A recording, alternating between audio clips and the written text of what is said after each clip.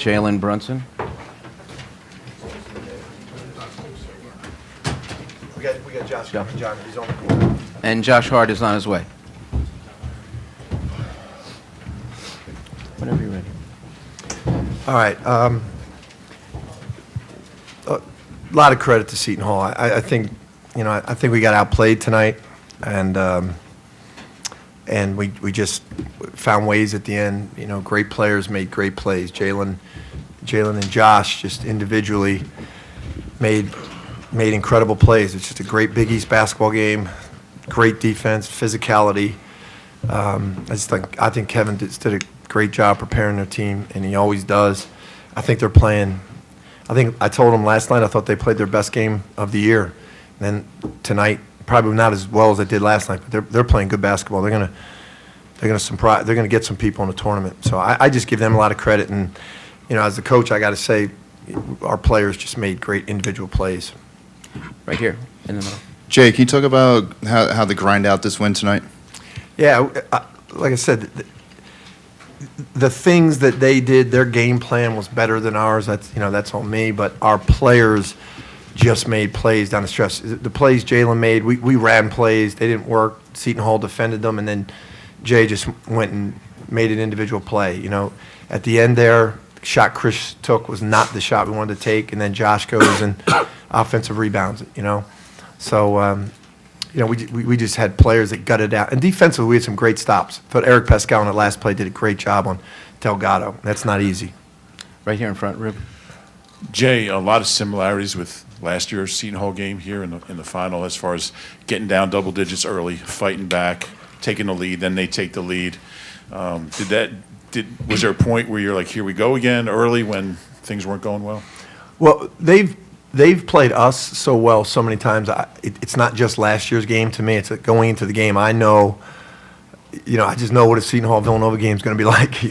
Sometimes we have gotten them with big scores, and they're more anomalies. We've had a lot of games like this, not just in the Big East tournament, at their place. So I really expect this coming into the game. And maybe it's self-fulfilling prophecy. Maybe that's why it happens so much. Right here in front, sir. Jay, you only shot 7 of 26 in the first half. I mean, did you almost feel fortunate to only be down 7 at the half at that point? Definitely. We were poor in the first half, and we weren't that bad defensively. We were just offensively. We were just terrible, and just not playing the way we like to play. But guys definitely don't come into a game thinking I'm gonna play poorly. It's the defense that does it. They do a great job. They can switch every position. Delgado does a good job playing ball screens, and they stay on the guys on the perimeter. They're a really good defensive team. So I really did feel pretty good that we were only down 7. Right here in the middle. Coach, Eric came out the second half wearing number 44 rather than his normal 4. What happened there? Blood, right? No, it got ripped. Oh, got ripped? Yeah, jersey got ripped. Okay, right here in the middle, third row. Jay, you said earlier that you know what a Seton Hall Nova game is going to look like. Why do you guys seem to struggle so much against them?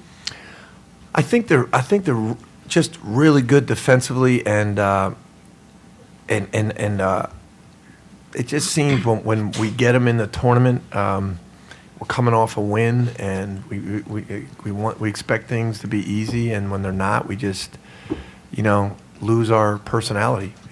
But I think they do a great job of it. It's their athleticism and their physicality. They're more physical than any team in the league, and they do a great job guarding us. The things that we do, they match up with really well. Left, Patrick. Coach, just a little residue of the last game you played with them a couple of weeks ago. You shot 67%. Today was a different game. What did you tell your team to prepare for this game, because you knew you've played it before? Yeah, there's going to be when you're making your shots, everything looks great, And in that game, they played pretty well defensively. We made some ridiculous shots, ridiculous. So everything looks good. Tonight, those same shots we took early, and we told the guys, we showed them on film like that. We're making a lot of the shots Chris hit against them last time. They were in his face. We said, this isn't going to happen. We got to get better shots than this. And we took the same shots, and they didn't go in. They played the same good defense. Staying on the left, Larry. This is for Josh. Can you just go through the sequence that led to your game-winning basket? Yeah, I think it was a turnover. I think we got a turnover. I'm not sure what happened, but somehow we got the ball in transition, kicked it to Chris. I think he was kind of surprised he was so open, and I just saw him shoot it. And right when I saw him shoot it, I knew he put a little bit too much mustard on it, and I was just like, you know what, just go get it. And luckily, it bounced in the perfect spot, and I was able to just get it and go up with it.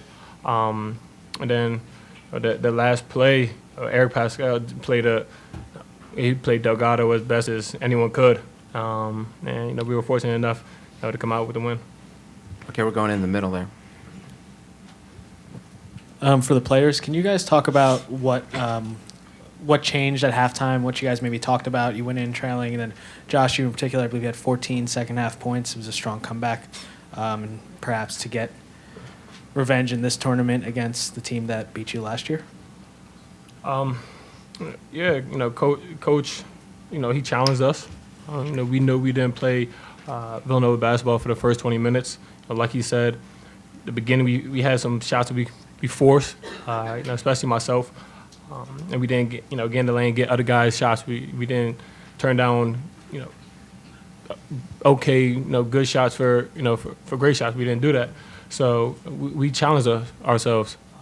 Coach challenged us to play Villanova basketball for 20 minutes, and we knew it was going to be a tough game. We knew we weren't going to go out and just blow them out by 20 in the second half.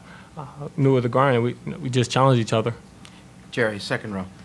Yeah, this is for Josh, and also maybe Jay, you could chime in on this. After the final buzzer, Josh, you went over to Angel Delgado, who was on the ground, and you said something to him. What did you say to him, and why did you do that? And Jay, what did you make of that scene? Yeah, just I have so much respect, for that program. We've had some battles over the last 4 years. Got all the respect for Coach Willard. I'm sorry. He gets the most out of his guys, and they're tough, physical, and very well coached. And I just told Angel, you're a heck of a player, and just keep going. You got a bright future. And we felt this feeling last year, and I said, you have this feeling right now. NCAA tournament time, don't have this feeling again. In front, Jeff. Jay, what does it say about your guys? I mean, the offense was bogged down. You weren't shooting well, and final minutes you still make tough shots. Just what does it say about the mentality of your guys? Yeah, we got, first of all, we got talented players. And that was, that's the point I was trying to make earlier. It was just purely talented players making plays at the end of the game. It wasn't really great execution or game plan. And they got guts. They have no fear of failure, and I think that's what you saw at the end. Some of those defensive stops were big time at the end because Seton Hall's good at that. They play in a lot of close games, and they isolate you at the end. They are very good at that. Not just finishing the play, but getting the rebound, the offensive rebound, which they got a couple.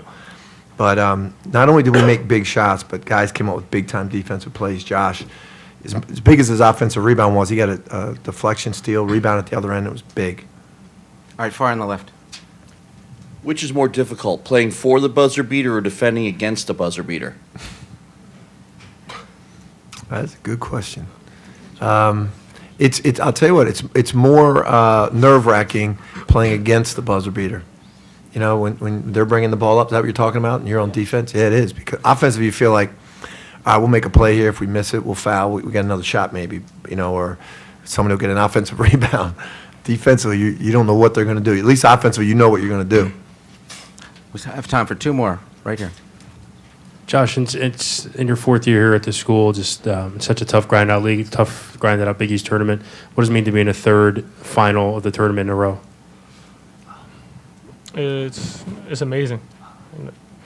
You grow up watching the Big East tournament at Madison Square Garden, all the battles. There's so much history in this league, this tournament, and to be in 3 straight, it's amazing. I guarantee in 20 or 30 years, I'm going to be one guy that brags a lot.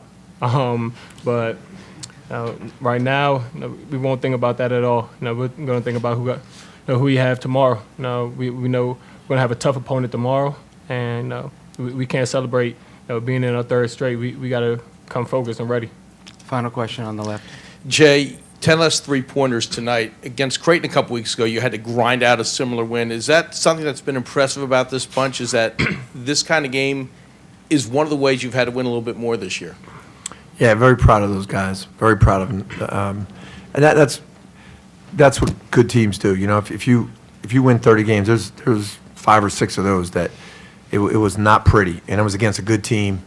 You can't just beat the teams you're supposed to beat. You got to beat some good teams, and then some of those games are going to be not pretty, and you got to find a way to gut it out. And I'm very proud of it. It's the leadership, man. It's Josh and Chris Jenkins and Darryl Reynolds. We just have incredible leaders. Villanova, thank you. Thank you, guys.